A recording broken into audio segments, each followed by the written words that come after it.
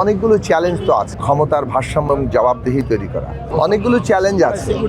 প্রথমত এই যে আজকে নির্বাচন হলো, সংসদ গঠিত হলো, একটা সরকার তৈরি হলো, এটা তো আসলে মুক্তিযুদ্ধ থেকে এ পর্যন্ত আমাদের দেশের মানুষের যে গণতন্ত্রের আকাঙ্ক্ষা এবং একটা ন্যায়ভিত্তিক সমাজ, একটা সুযোগের সমতা ভিত্তিক সমাজ, সেইটার যে আকাঙ্ক্ষা, সেই আকাঙ্ক্ষার দায় নিয়ে কিন্তু এই সংসদ গঠিত হয়েছে। লক্ষ লক্ষ মানুষের আত্মত্যাগ আছে, বিশেষভাবে গত ফ্যাসিবাদ বিরোধী লড়াইয়ে এবং জুলাই আগস্টের গণ অভ্যুত্থানে হাজারো ছাত্র শ্রমিক জনতার যে আত্মত্যাগ, রক্ত, হাজারো যোদ্ধারা এখনো পঙ্গুত্ব নিয়ে আছেন। তাদের স্বপ্ন, দেশের মানুষের স্বপ্ন বাস্তবায়ন করার জন্য এই সংসদ, এই সরকার দায়বদ্ধ এবং আমরা রক্তের ঋণে আবদ্ধ।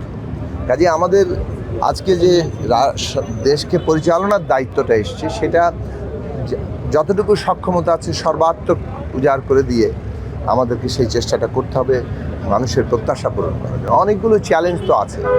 একদিক থেকে তো হচ্ছে যে ধরুন এই যে ক্ষমতার ভারসাম্য এবং জবাবদিহি তৈরি করা, একটা ফ্যাসিস্ট ক্ষমতার বিপরীতে একটা গণতান্ত্রিক ব্যবস্থা প্রতিষ্ঠা।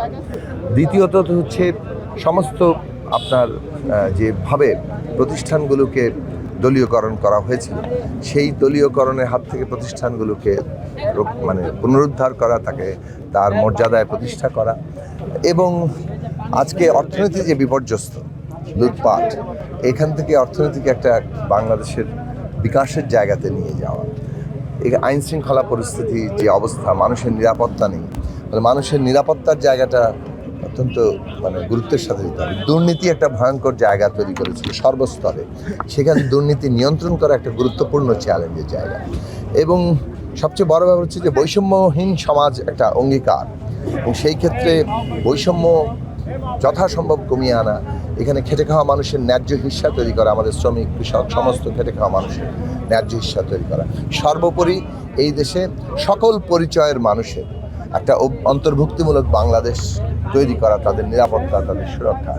সব জায়গা থেকে বলবো যে এই চ্যালেঞ্জগুলোর জন্য সবচেয়ে বড় একটা যাকে বলে যে অনুপ্রেরণা অথবা গাইডলাইন, সেটা ওই যে বললাম যে আমাদের শহীদের আত্মত্যাগ, আমাদের সমস্ত যোদ্ধাদের লড়াই, সেই লড়াইটাকে আমাদের সবসময় মনে রাখতে হবে, যাতে করে আমরা বাংলাদেশের যে নতুন করে গড়ে তোলার একটা সুযোগ তৈরি হয়েছে এই এত আত্মত্যাগের বিনিময়ে, সেইটা আমরা কাজে লাগাই।